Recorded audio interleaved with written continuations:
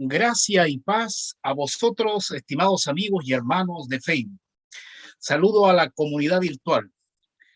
Año 2022, esperando que el Señor nos ayude y nos guarde por su gracia.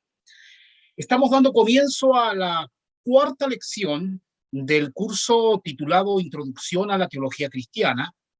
Hoy, con la ayuda de Dios, daremos respuesta a la pregunta que dice: ¿cuáles son los límites de la teología? Repito, hoy daremos respuesta, por la gracia de Dios, a la pregunta que dice: ¿cuáles son los límites de la teología?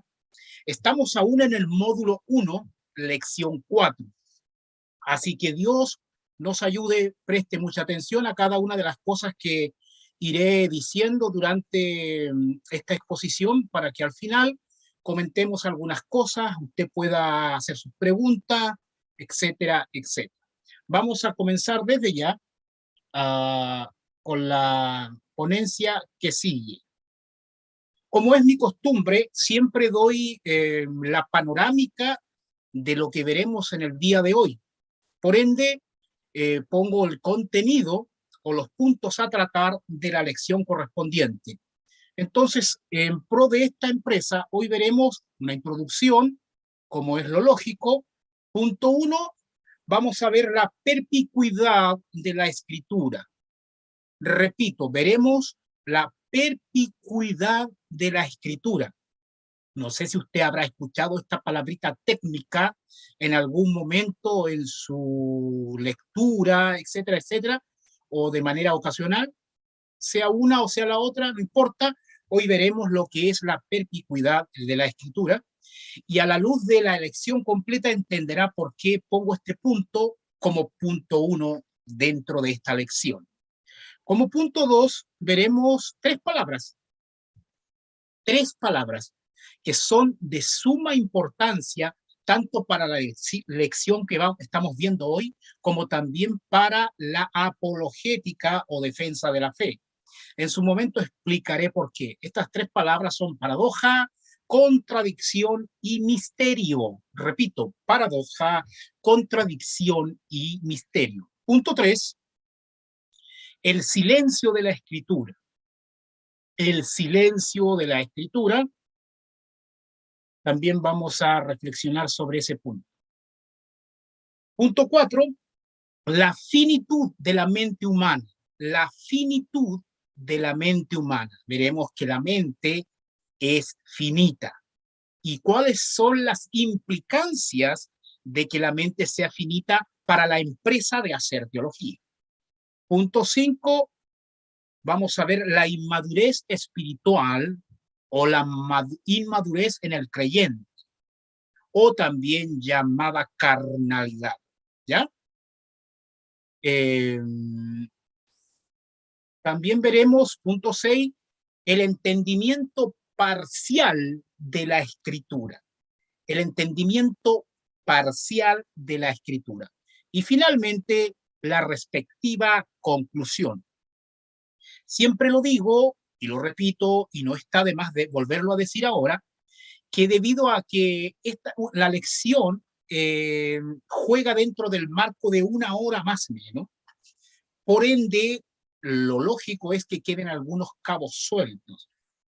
De manera que estas lecciones sirvan para que usted, desde aquí, tome como ruta el que usted siga profundizando en estos temas, ¿ya? Eso, vamos a pasar a la introducción y tenemos una imagen de entrada. Esta imagen la encontré en Google, en la parte de imagen, y me pareció interesante. Hay una mujer, una cadena que está rota, y dice: mujer sin límites. ¿Por qué me pareció interesante esta imagen? Porque yo soy de la ciudad de Osorno. En este momento estoy esgrimiendo esta lección desde la ciudad de Puerto Montt. No obstante, yo soy de Osorno, y en cierta ocasión, yo paseando por la plazuela Yungay junto a otros hermanos, me encontré con un cartel que decía: mujer sin límites. Era un congreso años atrás que se iba a realizar en pro de esa cosmovisión. Mujer sin límite.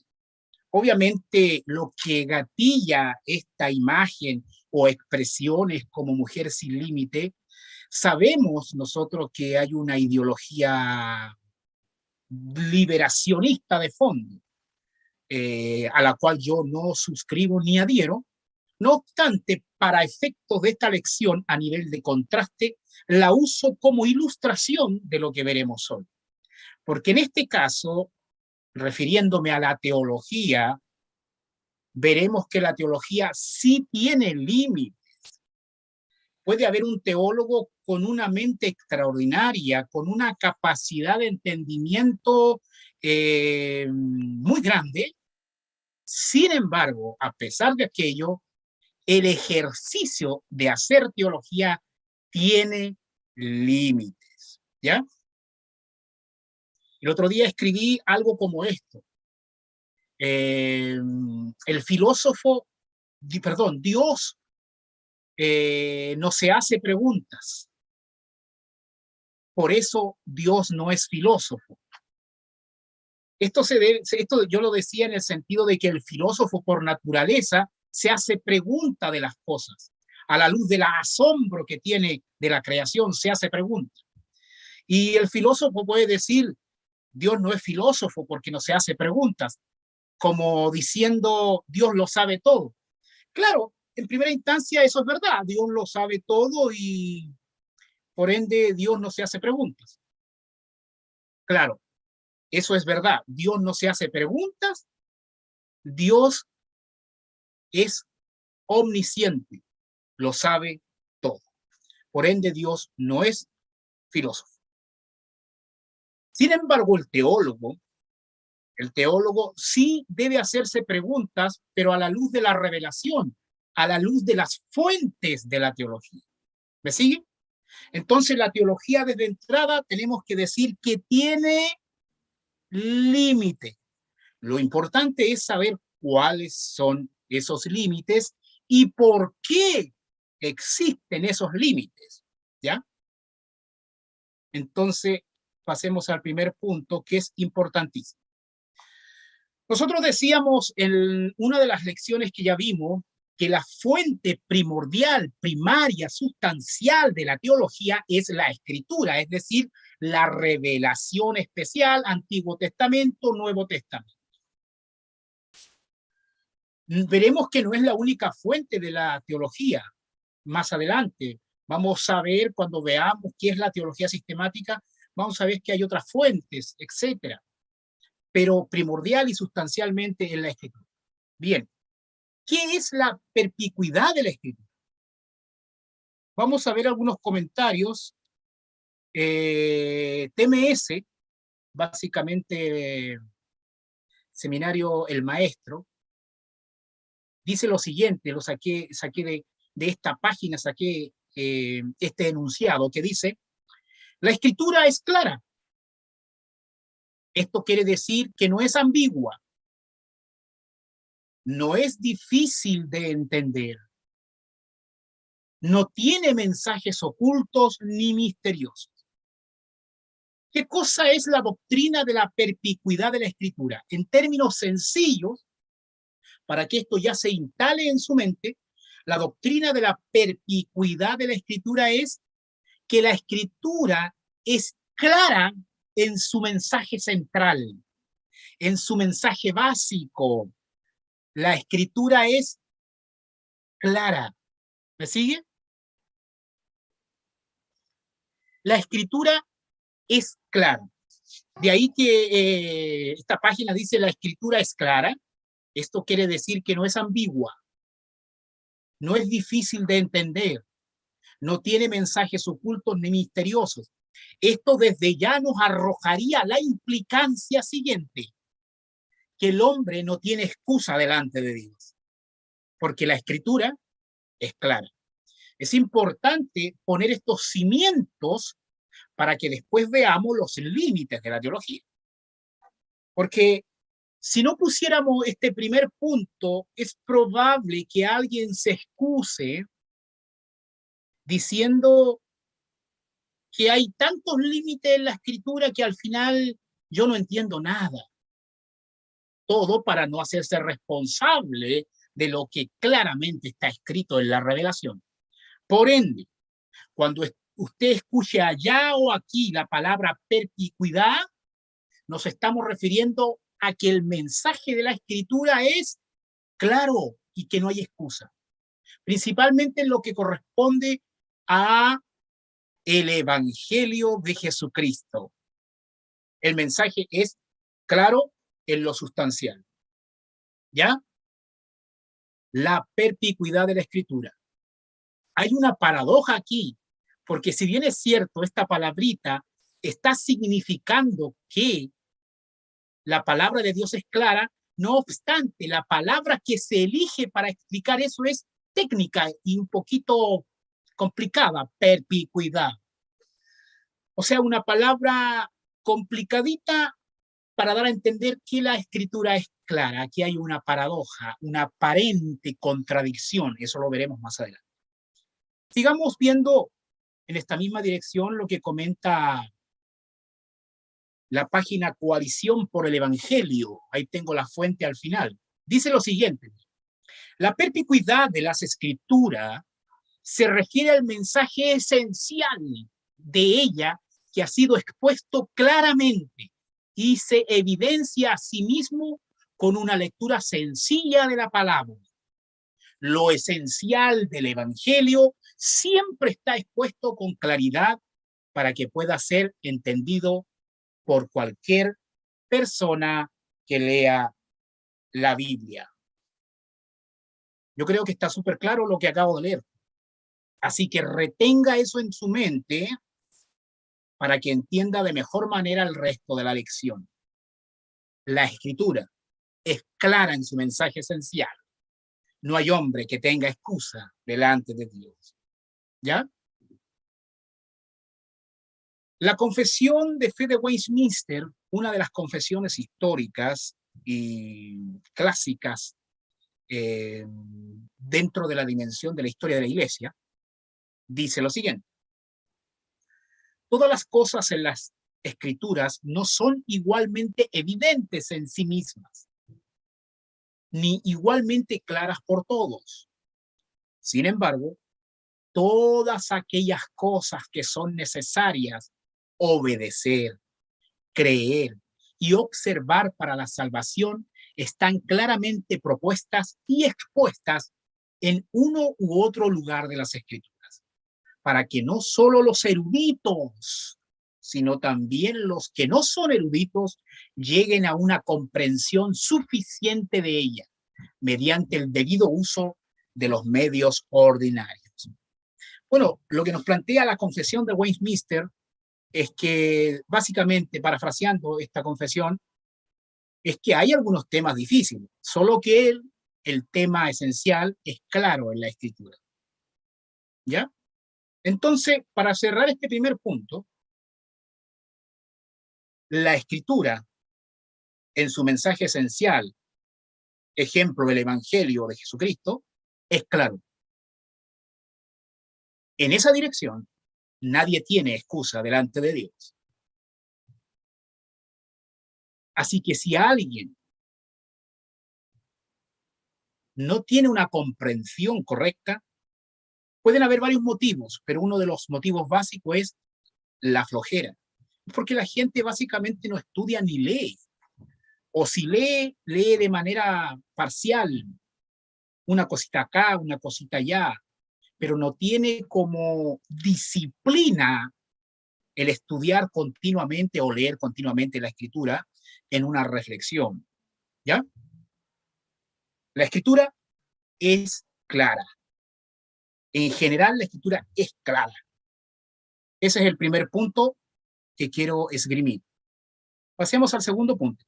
En este segundo punto tengo tres palabras que yo quiero, hermano, que ustedes aprendan de memoria, pero principalmente que entiendan lo que significa estas palabras, porque estas palabras les serán de mucha utilidad en muchas situaciones, principalmente en el área de la apologética. para entender algunas cosas con respecto a la defensa de la palabra de Dios, la defensa del Evangelio, y para poder dar respuesta a los críticos, a los agnósticos, los ateos, los escépticos, etc. Uno se encuentra con esta gente en todos lados, en el trabajo, cuando va de camino, etcétera, en el supermercado. Siempre hay gente que anda presentando alguna crítica a la fe cristiana. Paradoja, contradicción y misterio. Mire, veamos primero la palabra misterio. ¿Qué es una contradicción? Perdón, la palabra contradicción vamos a ver primero. ¿Qué es una contradicción? Esta información yo la saqué de uno de los libros del doctor Arthur Sproul, que ya está muerto. De hecho, gracias a él yo comprendí el significado de estas tres palabras y me ha ayudado bastante. ¿Qué es una contradicción? Respuesta. Una contradicción, mire, retenga, una contradicción es una violación de la ley de la no contradicción. Una contradicción no puede ser resuelta ni por los mortales, es decir, los seres humanos, ni por Dios, ni en este mundo, ni en el porvenir. A la luz de esto, ya podemos concluir que la Biblia no puede tener contradicciones. La Biblia no tiene contradicciones. De la A a la Z, del alfa a la omega, la Biblia no tiene contradicciones. Obviamente, la crítica liberal y la crítica atea, la crítica humanista, racionalista, secular, va a tratar de mostrar que la Biblia tiene muchas contradicciones. Todo para desacreditarla y para no hacerse cargo del mensaje que ella tiene, ¿ya? Pero teológicamente hablando, la Biblia no tiene contradicciones. ¿Por qué? Porque decía el doctor Sproul, una de las cosas que ponía en uno de sus libros, que una de las postulados del budismo Zen, por ejemplo, dice que Dios es una mano aplaudiendo. Mire, Dios es una mano aplaudiendo. Eso a primera vista parece interesante, parece profundo, parece wow, ¿cierto? Dios es una mano aplaudiendo. Pero cuando uno pasa por el examen o por el ojo examinador, estas frases que son bonitas a primera vista, llamativas, sin embargo no pasan la prueba de un examen riguroso porque es una contradicción. Dios no puede ser una mano aplaudiendo. Dios no concibe las contradicciones. Él mismo dio las leyes de la lógica. No puede concebir una contradicción. ¿Ya? De ahí que una contradicción atenta a la ley de la no contradicción. ¿Qué es la ley de la no contradicción? Hay que decir primero que es una ley de la lógica. Y la lógica es una rama de la filosofía. Pero ¿qué es la ley de la no contradicción? Es decir, A no puede ser A y no A en el mismo sentido y en el mismo tiempo. Entonces, Dios no concibe las contradicciones, su palabra no concibe las contradicciones. Dios no puede violar la misma ley de la lógica que Él creó, ¿ya? Porque nuestro Dios es un Dios cuerdo, no es un Dios irracional, es un Dios racional. Bien, sigamos. ¿Qué es una paradoja? Una paradoja es repito, ¿qué es una paradoja? Es una contradicción aparente. Mire, se parece a la contradicción, pero no es una contradicción. La paradoja es una aparente contradicción. Es una contradicción aparente que puede ser entendida si se la examina en detalle. ¿Ya? Uno en la Biblia va a encontrar muchas paradojas, que quede claro. Repito, en la Biblia uno va a encontrar muchas paradojas. Por ejemplo, la doctrina de la Trinidad o Triunidad. A primera vista, cuando uno examina la doctrina de la Trinidad, uno como que la cosa no le calza, ¿cierto? Como que pareciera una contradicción. pero no es una contradicción, es una paradoja. ¿Qué es una paradoja? Es una aparente contradicción. Cuando se le examina en detalle, uno se da cuenta que la paradoja es racional, solo tiene una apariencia de contradicción. Pues bien, la Biblia sí tiene paradojas, aparentes contradicciones, como la doctrina de la Trinidad, como la doble naturaleza de Jesucristo, etcétera, etcétera. ¿Ya? Es una contradicción aparente que puede ser entendida si se la examina en detalle. Uno necesita entender estas palabritas para después ver cuáles son las limitaciones de la teología. ¿Ya? Lo otro que iba a decir con respecto a la paradoja, a ver, hermano, si uno busca el significado histórico de la palabra paradoja, uno tendría que concluir que una paradoja es una aparente contradicción. No obstante, debo decirles que hoy, en el uso moderno de la palabra paradoja, se usa a veces como sinónimo de contradicción. Usted sabe que las palabras, dependiendo de la tendencia de la sociedad y de la evolución cultural, las palabras evolucionan en su uso semántico. Bajo esa dirección, hoy muchos en la academia, en cualquiera de las ramas del conocimiento, usan la palabra paradoja como sinónimo de contradicción.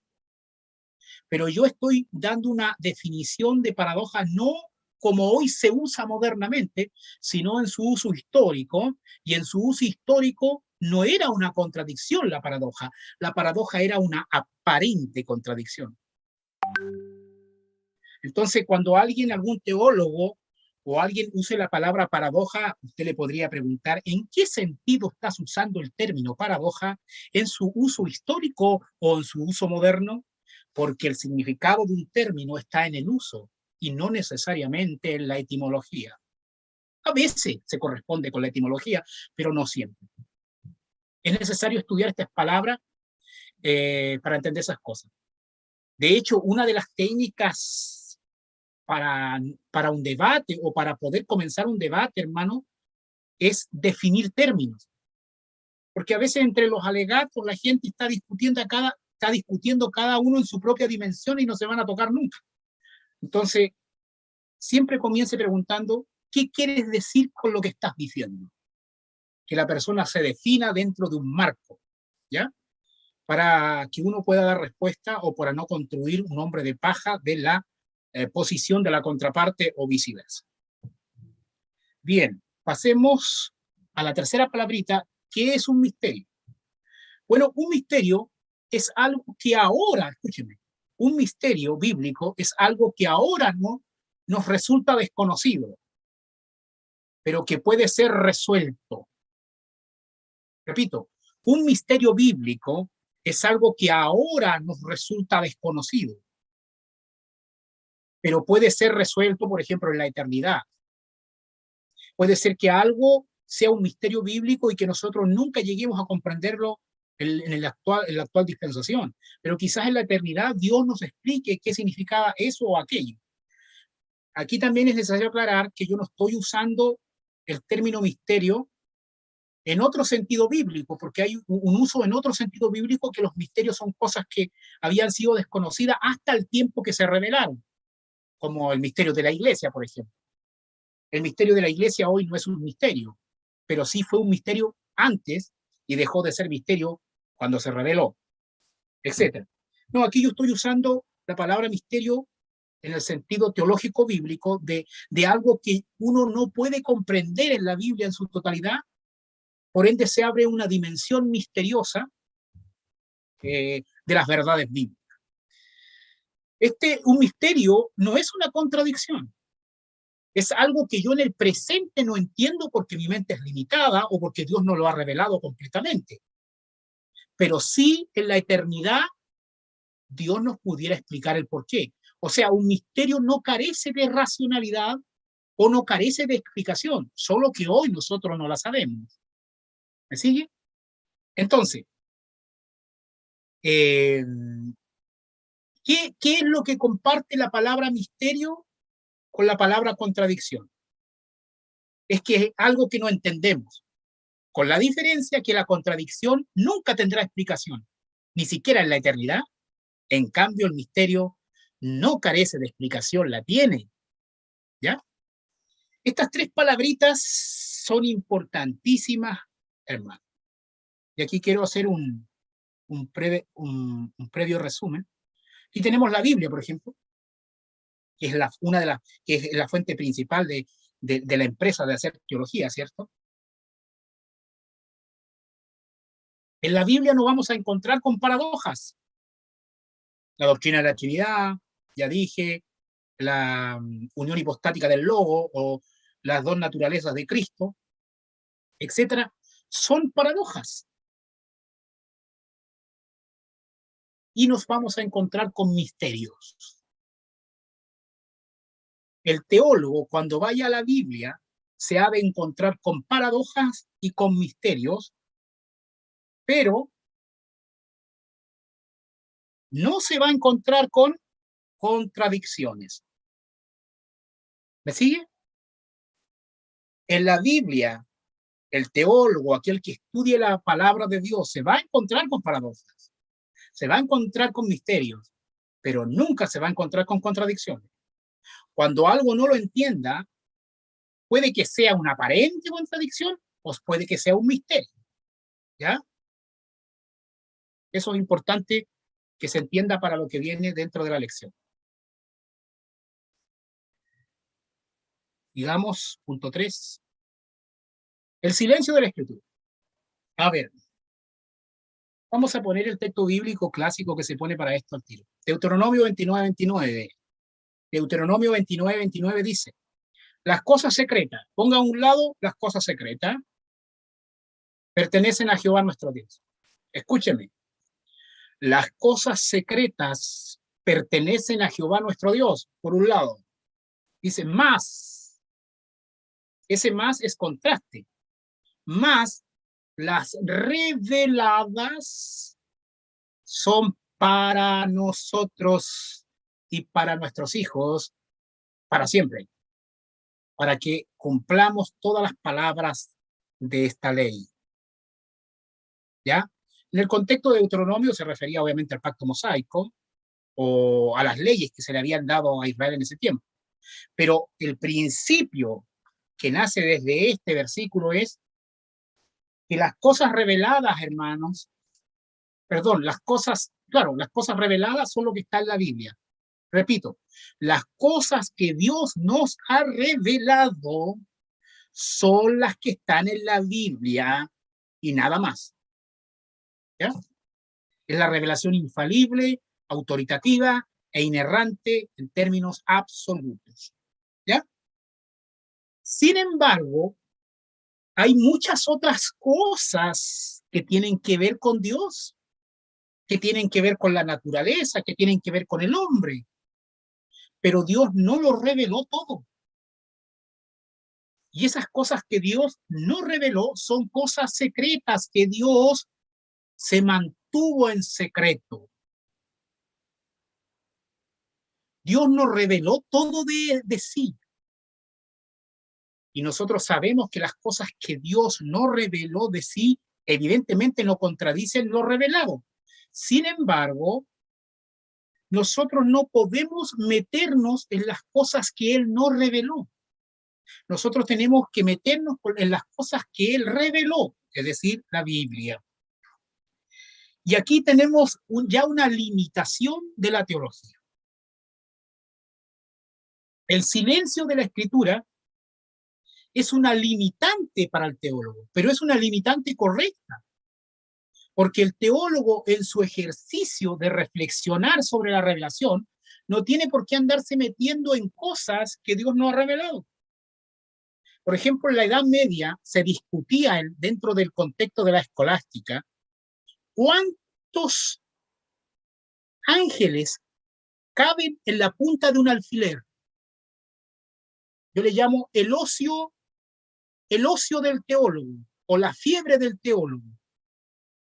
En vez de reflexionar sobre lo que sí está revelado, y es la palabra de Dios, sin embargo ellos caían en la especulación necia de andar discutiendo o averiguando cuántos ángeles cabían en la punta de un alfiler. De hecho, cuando explico esto, siempre me recuerdo con un grupo de jóvenes que nos juntábamos algunos años atrás, cuando las doctrinas de la gracia recién llegaron de manera masiva a la ciudad de Osorno, y en nuestros encuentros juveniles en las casas de algunos hermanos se hablaba si los ángeles volaban para atrás. Mire, teníamos todo un mundo de la palabra de Dios para estudiar. Sin embargo, el tema era si los ángeles volaban para atrás. Al hombre por naturaleza le gusta esa parte oculta, esa parte que Dios no ha revelado, esa parte ociosa. Tiene toda una Biblia para estudiar, pero sin embargo le gusta la cosa mística, le gusta la cosa esa, la cosa rebuscada, le gusta la cosa secreta, esa que Dios no reveló. ¿Sabía usted que violar este principio es caer en el ocultismo en estricto rigor? Uno cuando escucha el ocultismo, al tiro se imagina los brujos, las brujas, los magos, hechicería, etc. Pero yo quiero ser más concreto. En realidad, muchas iglesias están llenas de brujos, llenas de hechiceros, llenas de ocultistas que visten terno y corbata. ¿Cuáles son estos? Son aquellas personas que en vez de predicar la Biblia, andan predicando estas cuestiones místicas, esas cuestiones que Dios me prohíbe que yo tenga que meterme ahí. Entiendan, las cosas secretas pertenecen a Jehová nuestro Dios, es decir, las que Dios no ha revelado, que queden ahí. No se meta con eso. Métase con lo que Dios ha revelado, que eso es un mar profundo de conocimiento y sabiduría. Algunos ni saben cuántos libros tiene la Biblia, ni siquiera conocen cosas básicas de la Escritura, sin embargo andan metiéndose en las cosas místicas, en las cosas secretas. ¿Qué habrá pasado? ¿Que existirán los ovnis? ¿Que habrá otros mundos? ¿Habrá mundos paralelos? ¿Que esto, que lo otro? A ver, si está dentro de la Escritura, bien, pero si no, no hable de esas cosas, hermano, porque son cosas que Dios no ha decidido revelar. Así de simple. Por lo general, los movimientos que caen en esta cuestión son el movimiento apostólico y profético, el moderno movimiento apostólico y profético, G12, por lo general aquellos que se adhieren al método alegórico y espiritualista de la Biblia, caen en esta fiebre, siempre andan metiéndose en la parte secreta. Ay, ay, ay. Para encontrar a los brujos no hay que ir muy lejos. Por lo general están predicando todos los domingos en los púlpitos. Oh, lo dije y qué. Lo dije y qué. Pero bueno, Dios nos ayude para que nos dé buenos predicadores que se mantengan en el texto, que prediquen el texto, que lo prediquen con pasión y con todo, pero el texto, ¿cierto? Bien, las cosas secretas pertenecen a Jehová nuestro Dios, mas las reveladas son para nosotros y para nuestros hijos, para siempre, para que cumplamos todas las palabras de esta ley. Por eso es el silencio de la Escritura, porque el silencio de la Escritura es un limitante del teólogo y qué bueno que sea un limitante, para que no se meta en las cosas secretas. Así de simple, así de sencillo. Juan 20:20 vemos lo mismo, dice, hizo además Jesús muchas otras señales en presencia de sus discípulos, las cuales no están escritas en este libro. ¿Se da cuenta usted que cuando Juan escribió el libro de Juan, no escribió todas las cosas que Jesús hizo? O sea, nosotros bajo esa lógica podemos concluir que hay muchas cosas que Jesús hizo, pero que no están escritas en la Biblia en general y no escritas en la Biblia en el libro de Juan en particular.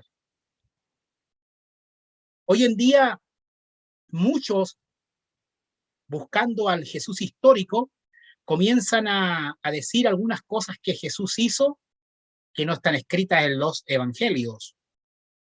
O sea, nuevamente andan detrás de las cosas secretas. No respetan las limitantes de la Biblia, pero un teólogo conservador conoce sus límites y sabe que la Biblia tiene límites. Y el silencio de la Escritura es uno de estos límites. El mismo libro de Juan 21-25 dice, y hay también otras muchas cosas que hizo Jesús, las cuales si se escribieran una por una, pienso que ni aún en el mundo cabrían los libros que se habrían de escribir. Si bien es cierto, aquí esta frase es hiperbólica, no obstante, es correcto. Jesús hizo muchas otras cosas que no quedaron registradas en la Biblia, hermano, así de simple. Pero no busque esas cosas, busque lo que quedó escrito. Respete el limitante de silencio de la Escritura. ¿Ya? Aquí vemos una de las limitaciones de la teología. Pasemos al punto cuarto. Dice la finitud de la mente humana. O sea, la mente es finita, la mente tiene límite, la mente no lo comprende todo. Mire lo que dice Job 11, 7, 9. Dice, ¿descubrirás tú los secretos de Dios? ¿Llegarás tú a la perfección del Todopoderoso? Es más alta que los cielos. ¿Qué harás? Es más profunda que el Seol. ¿Cómo la conocerás? Su dimensión es más extensa que la tierra y más ancha que el mar. Esta es otra de las limitantes de la teología. Hermano, la teología en gran manera es una empresa humana, es el hombre reflexionando sobre la revelación. Y la mente humana, si bien es algo maravilloso que Dios ha creado, la mente redimida, como vimos en la lección pasada, las diferentes dimensiones de la mente, con todo lo maravilloso que la mente puede hacer, la mente tiene límites. La mente tiene límites. ¿Descubrirás tú los secretos de Dios? En una ocasión, cuando estaba en cuarto medio o tercero medio, si no me equivoco, pasé adelante al pizarrón y habían algunas personas que cuestionaban la existencia de Dios, etcétera, etcétera. Ellos querían entender a Dios en toda su dimensión, que a priori ya es una estupidez. Pero el ejemplo y la ilustración que yo di fue la siguiente. Dibujé un círculo en el pizarrón y le dije a la gente, si ustedes pueden lograr meter todo lo que está fuera del círculo dentro de este círculo, entonces yo le explicaré quién es Dios en su totalidad. Me dijeron, eso es imposible. Yo le dije, correcto, es imposible.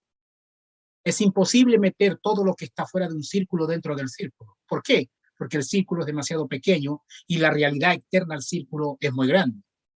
Yo le dije, si tú encuentras que eso es una estupidez, ¿por qué no encuentras que es una estupidez o algo necio pensar que una mente finita, algo tan pequeño, puede comprender a Dios en su totalidad? Obviamente no tuvieron respuesta. Pero básicamente esto sirve para ilustración a la actual lección que estoy dando. Si bien es cierto, nosotros podemos comprender muchas cosas de lo que Dios ha revelado y tenemos que estudiar lo revelado, pero no tenemos que meternos en las cosas secretas, no tenemos que meternos más allá de los límites de nuestra mente. Si bien es cierto, la doctrina propia, la doctrina de Dios, expande nuestra mente y la hace crecer de manera extraordinaria, pero con todo, nuestra mente es limitada, hermanos. Nuestra mente es limitada. Nosotros podemos conocer a Dios, pero es imposible comprender a Dios en términos absolutos. De ahí nace la doctrina de la incomprensibilidad de Dios. Sin embargo, lo que conocemos es real y concreto y verdadero. La finitud de la mente. Romanos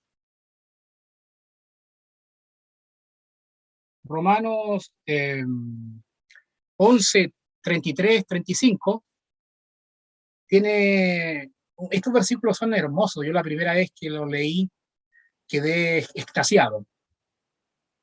Bueno, estos versículos están dentro de una sección de la carta del apóstol Pablo a los romanos, que comienza con el capítulo 9, capítulo 10 y finaliza con el capítulo 11, que básicamente nos habla de la restauración de Israel. Nos habla de israelología, doctrina de Israel. Y Pablo viene hablando en el capítulo 11 de uno de los misterios que acontece a Israel, que Israel en la actual dispensación es endurecido en parte y de manera temporal, como juicio de Dios. Pero viene explicando este misterio y estas profundidades de la revelación que el apóstol Pablo al final no le queda otra que parar y expresar alabanza a Dios y decir, oh, profundidad de la riqueza, de la sabiduría y de la ciencia de Dios. Cuán insondables son sus juicios, inescrutables sus caminos. Porque ¿quién entendió la mente del Señor? ¿Quién entendió la mente del Señor? ¿O quién fue su consejero? ¿O quién le dio a él primero para que le fuese recompensado, hermano? Hay momentos que la mente debe callar y debe adorar solamente. La mente debe reconocer sus límites. La mente es finita. Y cuando la mente ya es sobrepasada por la revelación en su dimensión paradójica o en su dimensión mistérica o en lo que no está revelado, hermano, cierre el libro, cierre lo que esté leyendo, adore, adore a Dios. Bien. La finitud de la mente humana. Punto 5, la inmadurez espiritual. Este punto le toca bien directo a Chile. Me imagino que en otros lados igual, pero en Chile yo lo he podido experimentar. Pero primero leamos, primero a los Corintios 3, del 1 al 3, dice, de manera que yo, hermanos, como a espirituales, sino como a carnales, como a niños en Cristo, os di a beber leche y no vianda, porque aún no erais capaces, ni soy capaces todavía, porque aún sois carnales, pues habiendo entre vosotros celos, contiendas y disensiones. ¿No sois carnales? ¿Y andáis como hombres? A ver, la carnalidad es una limitante para hacer teología, la inmadurez espiritual. Hay veces que los predicadores solo tienen que dar leche, porque quienes escuchan no están preparados para la vianda, o como se dice el lenguaje coloquial en Chile. Todavía están tomando lechecita nomás, todavía no hay que darle porotitos. Porotitos. Esto es interesante, hermano, porque, a ver, hay algunas cosas que las personas han entendido de la Biblia, me refiero a las personas maduras, espiritualmente hablando, que no necesariamente tienen que hablarla a todas las personas, porque hay gente que todavía tiene que tomar leche. A ver, le pongo un ejemplo práctico. A una persona que ha estudiado la Biblia y que ha madurado en el conocimiento de la Escritura, no siempre te va a dar todas las respuestas que tú estés preguntando. Valga la aclaración, ¿por qué? Porque puede ser que en el contexto que se te haga una pregunta, tú has identificado gente inmadura, gente que toma leche todavía. Entonces, si tú haces una pregunta, es posible que un maestro de la Biblia o un predicador enseñado en la Escritura no te va a dar todas las respuestas dependiendo de los contextos, porque él sabe que a veces dar vianda va a hacer mal al inmaduro que está escuchando. Así, ahora, este es un texto que también se ha tomado mal, porque de repente se dice, no, hermano, hay que dar lechecita nomás, hay que ser sabio. Cuidado también con eso, porque si bien es cierto, al inmaduro hay que darle leche, y al maduro vianda. Sin embargo, la leche es Primera a los Corintios. Si usted entiende, Primera a los Corintios, el libro de Primera a los Corintios, es leche que Pablo está dando a los hermanos en Corinto. Y Pablo los reprende en Primera a los Corintios. Así que dar leche no significa ser suavecito. Ojo. Primera a los Corintios es leche paulina. Así que ahora estudie bajo ese prisma Primera a los Corintios. Eso es la leche para los inmaduros. Bien, ya, pero la cuestión es que cuando uno es inmaduro, todos tenemos que crecer, todos estamos en el camino siendo discipulados por el Señor, etcétera, y creciendo la imagen de Jesucristo, pero han habido periodos en nuestra vida que por nuestra carnalidad a veces no entendemos algunas cosas. Hay gente que han pasado años en el Evangelio y siguen siendo guaguas, siguen peleando por estupideces, siguen colando el mosquito, pero se tragan el camello. Si usted ha de criticar algo, hermano, critique el camello, pero no critique al mosquito. Si no somos personas infalibles, nos equivocamos. Así que no sea tan perfeccionista, no sea sabio en exceso, que cueles hasta el mosquito y pelees por cualquier cosa. Pero tampoco te vayas al otro extremo de andar paseándote en medio de los camellos y no le dicen nada. ¿Sí? La cuestión es que la inmadurez es una limitante para hacer teología, por ende, maduremos para que al menos esa limitante desaparezca. Pero mientras seamos inmaduros, es una limitante en esta empresa de la teología. ¿Ya? Llegamos. Hebreos 5, 11, 13, siguiendo el mismo argumento, dice, acerca de esto tenemos mucho que decir y difícil de explicar, por cuanto os habéis hecho tardos para oír, porque debiendo ser ya maestros, después de tanto tiempo tenéis necesidad de que se os vuelva a enseñar cuáles son los primeros rudimentos de la palabra de Dios, y habéis llegado a ser tales que tenéis necesidad de leche y no de alimento sólido. Y todo aquel que participa de la leche es inexperto en la palabra de justicia porque es niño.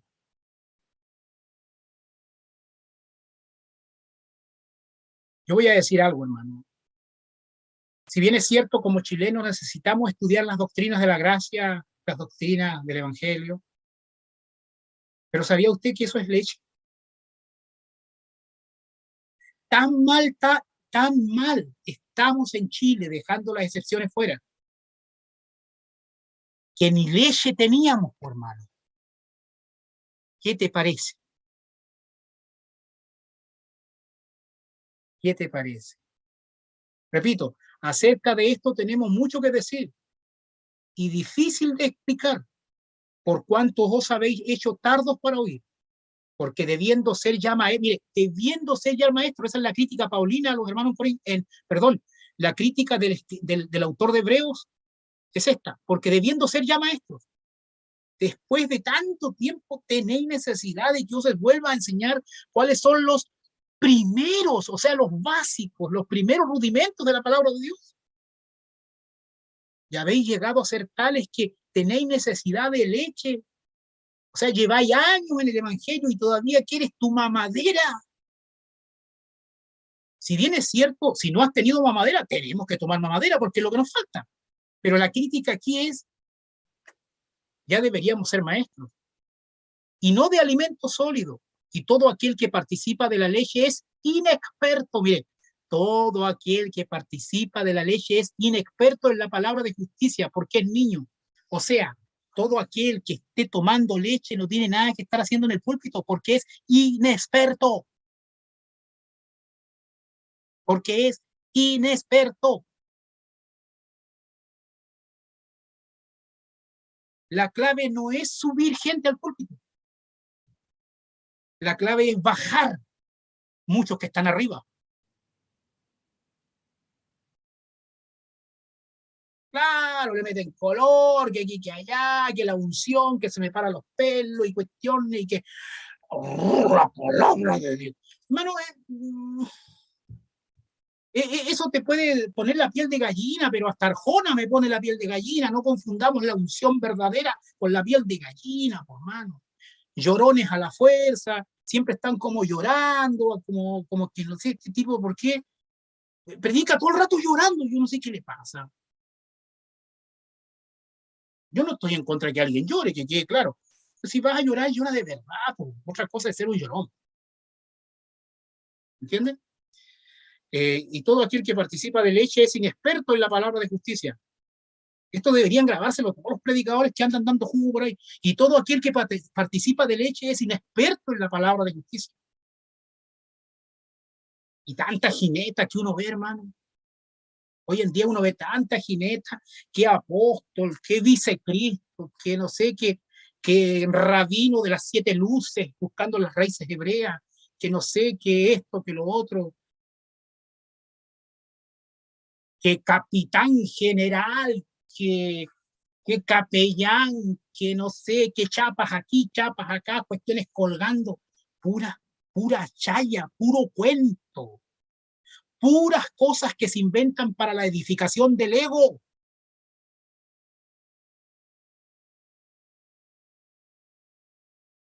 Que no sé, que esta chapa viene directamente de Estados Unidos y es una chapa hecha del mejor material, por ende te cobro 2 millones de pesos, güey.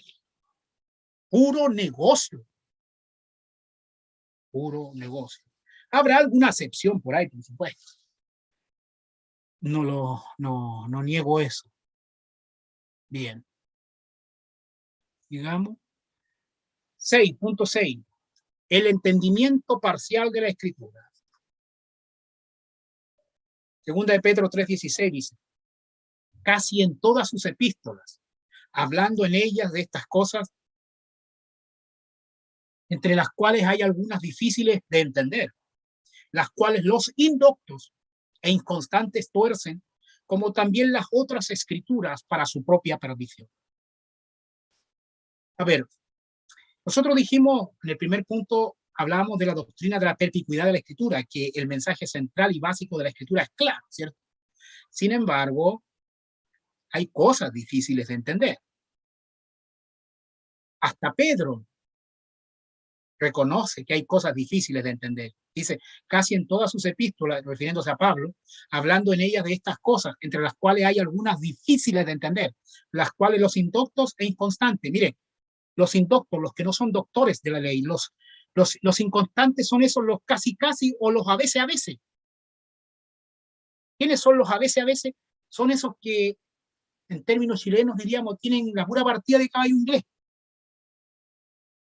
que se meten a este curso no lo terminan, que se meten a otra cosa no la terminan, que ahora sí que estoy estudiando no sé qué cosa con el Arcángel Miguel, pero le dura 2 meses y chao.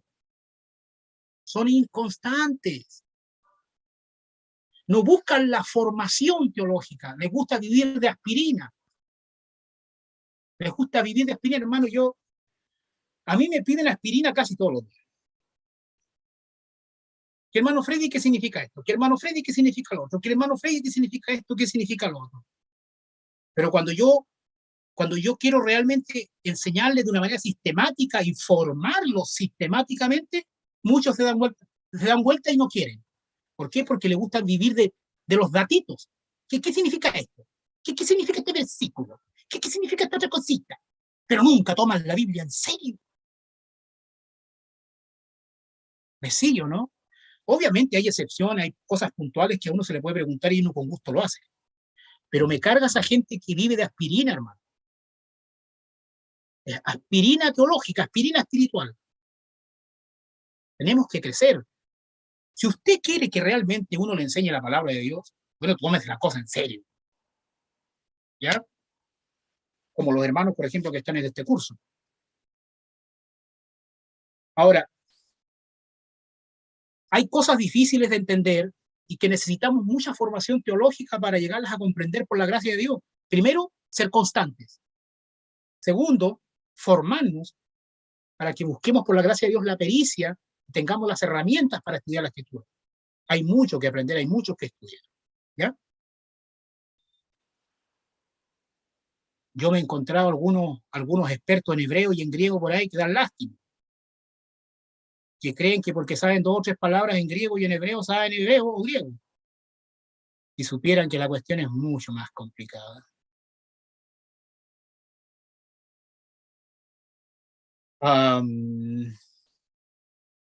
Ahora, este entendimiento parcial de la Escritura también podemos aplicarlo a esta situación. Es difícil que una persona tenga un conocimiento integral, holístico, de toda la revelación, Antiguo y Nuevo Testamento. Por lo general, la gente no tiene eso. Entonces, en ese sentido, se vuelve una limitante cuando tú quieres estudiar un párrafo específico en particular, un libro en particular. Hermano, por ejemplo, un pasaje de una carta X, la carta romana, por ejemplo. Tú primero tienes que estudiar el contexto inmediato, o sea, lo que rodea a ese versículo. Segundo, o sea, el párrafo. Segundo, ver el capítulo. Segundo, ver el libro. Después, ver en qué Nuevo Testamento está. Después, a la luz de la escritura completa. Tienes que hacer un repaso completo. Es decir, un buen predicador, un buen maestro, un buen expositor de la escritura, cuando explique un solo versículo bíblico, si bien es cierto, no te va a hablar de toda la Biblia necesariamente, pero sí él de fondo debe tener ese conocimiento para tener la seguridad y la claridad que está explicando correctamente ese versículo. Porque un versículo correctamente interpretado no va a contradecir a la escritura en ningún sentido. Porque la palabra de Dios no se contradice a sí misma, porque la palabra de Dios es la mente de Dios y la mente de Dios no se contradice porque Dios no se contradice. Por ejemplo, hay algunos que dicen, la mucha teología mata, por eso yo no estudio. ¿De qué me está hablando, amigo? ¿De qué me está hablando? De hecho, el otro día recibí una crítica interna, me criticaron internamente. Claro, porque no quieren pasar un papelón, por eso lo hacen internamente, ¿por qué no lo hacen públicamente? Aman tanto su orgullo que no quieren quedar mal. Entonces lo hacen internamente. Mucha teología mata, me dijeron. Bueno, es un argumento tan recurrente acá en Chile. Yo diría, cuando la Biblia dice que la mucha letra mata, yo diría que bueno que mate, porque ahí se está refiriendo al pacto mosaico. Lo que está diciendo es el pacto mosaico mata, más el espíritu de vida da vida al nuevo pacto. Ahí hay un contraste entre el antiguo pacto y el nuevo pacto. Nada tiene que ver con el estudio. Eso está claro a la luz de su contexto. Pero la gente busca justificativos para justificar su flojera y que no estudie la palabra de Dios. Comparto la tesis del doctor Sproul. El verdadero problema es la flojera, entre otros, por cierto. Conclusión. A ver cuánto llevamos de exposición. Sí, estamos dentro de lo aceptable. Conclusión, lo quise expresar en este triángulo. No piense que estoy trayendo algunas ilustraciones de la masonería porque pongo un triángulo. No sea tan niño. No es un triángulo más, una ilustración para resumir lo aprendido hasta el momento. Hágase la idea que este triángulo es la Biblia. En la Biblia vamos a encontrar que la parte sustancial, lo básico, lo fundamental, es claridad. La Biblia es clara en su mensaje. Sin embargo, tiene paradojas, es decir, aparentes contradicciones como la doctrina de la Trinidad o la unión hipostática del Logo, la doble naturaleza de Jesucristo, etc. Pero también vas a encontrar en la Biblia misterios. Y aquí quiero poner un ejemplo nomás, que por los escépticos y los ateos ha sido llamado el talón de Aquiles del cristianismo. ¿Ya? Es básicamente cuál es el origen del pecado. Claro, algunos te pueden decir, bueno, Adán fue creado con libre albedrío, así que Adán eligió pecar. Alguien te podría responder, no, donde se originó el pecado fue en el cielo, cuando cuando Lucifer se rebeló. Pero alguien más eh,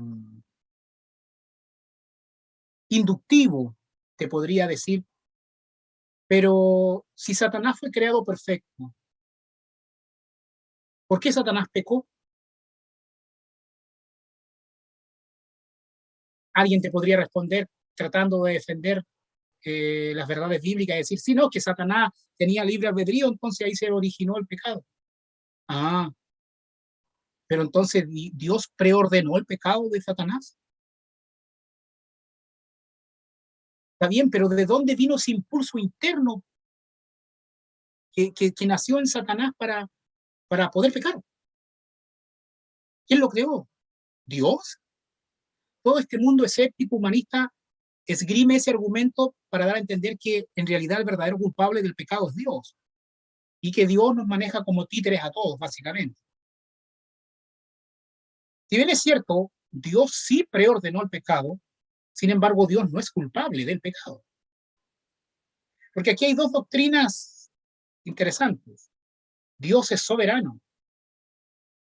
Eso es verdad. Dios es soberano de manera absoluta. Dios es soberano de manera absoluta, hermanos. Pero Dios no es el origen del pecado. ¿Cómo conciliamos estas dos verdades? Mire, ¿cómo conciliamos estas dos verdades? Dios es soberano de manera absoluta, pero Dios no es el origen del pecado. De alguna manera tenemos que creer que Dios, sin ser culpable del pecado, preordenó el pecado. ¿Cómo entendemos eso? ¿Es una contradicción de Dios? ¿Es una contradicción de la Escritura? ¿Es una paradoja de la Escritura o es un misterio de la Escritura? Yo creo que es un misterio. Y yo creo que es posible que Dios nos explique eso en algún momento en la eternidad, aunque tampoco está obligado a explicarlo. Lo que yo sí sé y voy a afirmar que Dios es soberano, absolutamente, y que Dios no es autor del pecado. Si a alguien no le basta eso, yo no tengo nada que decir, es un misterio. Lo único que sé es que sí existe una explicación, porque en Dios no hay contradicciones. Pueden haber paradojas, pueden haber misterios, pero no contradicciones. Ahora, que no tengamos la explicación ahora no significa que tengamos que concluir que Dios se contradice o que Dios es moralmente culpable del pecado, porque no lo es. A ver, termino diciendo, a la luz de lo que estoy diciendo ahora, que no tengamos una respuesta hoy, nosotros los humanos, no significa que la respuesta no exista. ¿Me entiendes? Así que si un ateo lo encajona o lo pone en una aparente callejón sin salida en esta cuestión, usted dígale, no tengo la respuesta, no está revelado. Ah, no, es que Dios, entonces Dios se contradice. No, puede ser un misterio, es un misterio. Dios no ha decidido revelarlo, así de simple, y Él es soberano. Es una de las cosas que pertenecen a la parte secreta, ¿cierto? De la revelación, lo no revelado. Y termino diciendo, que no exista un chicle en mi bolsillo no es prueba de que no exista un chicle en el negocio de la esquina. Agárrelo de nuevo, lo repito. Que no exista un chicle en mi bolsillo no es prueba de que no exista un chicle en el negocio de la esquina. ¿Por qué? Porque puede ser que efectivamente no tenga yo un chicle en mi bolsillo, pero sí puede haber un chicle en el negocio de la esquina. ¿Qué quiere decir? Quizás hoy yo como ser humano no tengo esa respuesta. Es un misterio, pero eso no significa que Dios no tenga la respuesta, porque efectivamente sí la tiene.